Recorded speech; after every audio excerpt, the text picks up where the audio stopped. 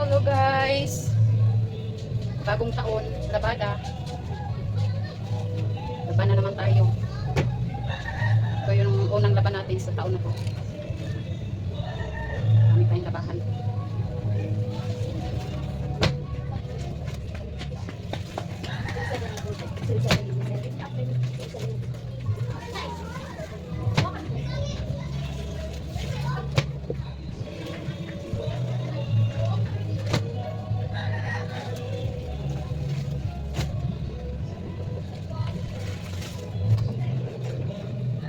Laba, laba.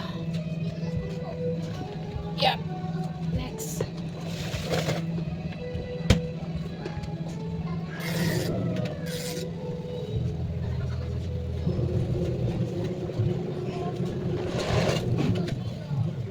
Laki ng t-shirt ko.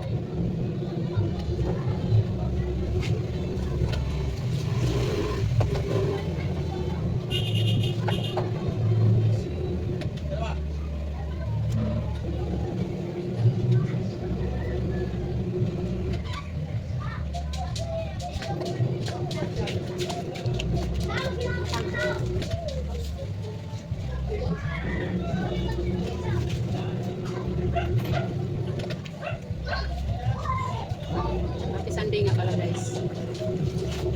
Sunday na ako nakalaban.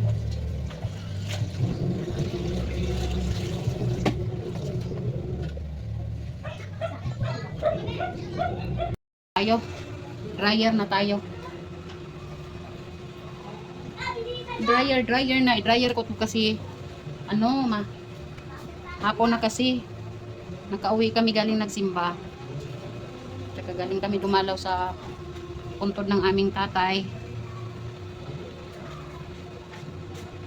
Launa na dahil dumaan kami nagsimba. Laki ng t-shirt ko. Kasi ang dalawang tao.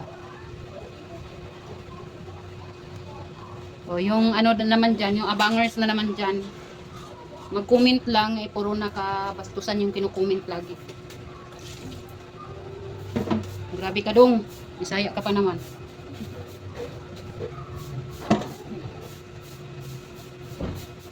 Shout out sa kayo ha. Minsan, isip-isip din bago ka mag-comment ng mga kabastusan kasi alam ko may magulang ka rin, may nanay ka rin, may kapatid kang babae. Kung naman masyadong mambastos ng babae. Yun lang mapapayo ko sa iyo. Kakahiya ka. Kapwa tayo Bisaya tapos ganyan ka. Mag-comment kayo yung magandang naman kasi hindi ka mag-comment doon sa mga pangit ang mga mga ina-upload. Samantala ako seryoso akong nag-upload, naglalaba lang ako. Be, kumentan mo ako ng kabastusan. Binisaya mo pa. Hindi mo ba alam na proud ako sa mga Bisaya dahil Bisaya din ako tapos bastos ka pa? Binababa mo yung ng mga Bisaya, alam mo dapat iangat natin yung mga natin. Nagyaw-yaw na yung nanay ng labandera. Mamang na labandera, nagyaw-yaw. Bawat kasi upload ko, may inaabangan niya talaga. Minsan mag-comment siya na ligo challenge daw.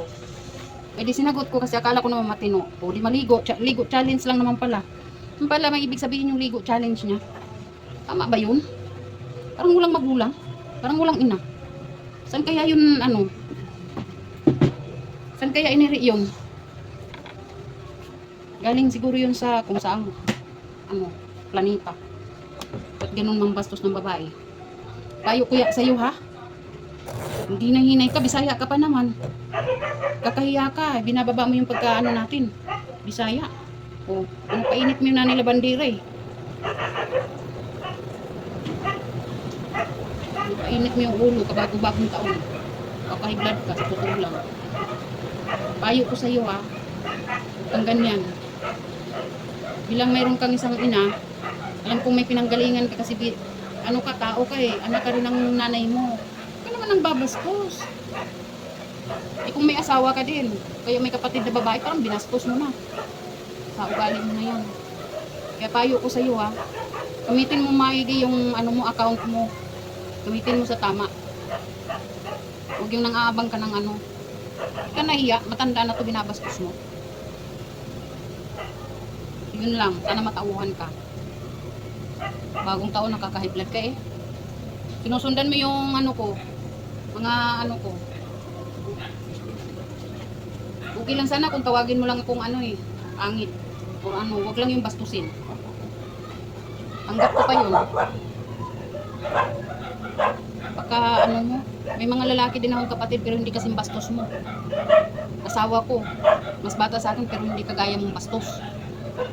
Sobra. Yun lang, payo ko sa mga kalalakayan na ano, sana naman, huwag kayong ganun. Sana nag-iisa lang yung ano na yan, tao na yan. So, yun lang, bye-bye. Happy New Year, kahit papano, happy pa din ang New Year. Bye-bye, love you sa lahat. Like, subscribe, and share. Thank you so much sa mga aking mga viewers, silent viewers dyan. Mag-comment kayo, pag makita nyo yung ano, tao na yun, mag-comment na naman ang kapastusan sa akin. Sana mapansin nyo din. Thank you.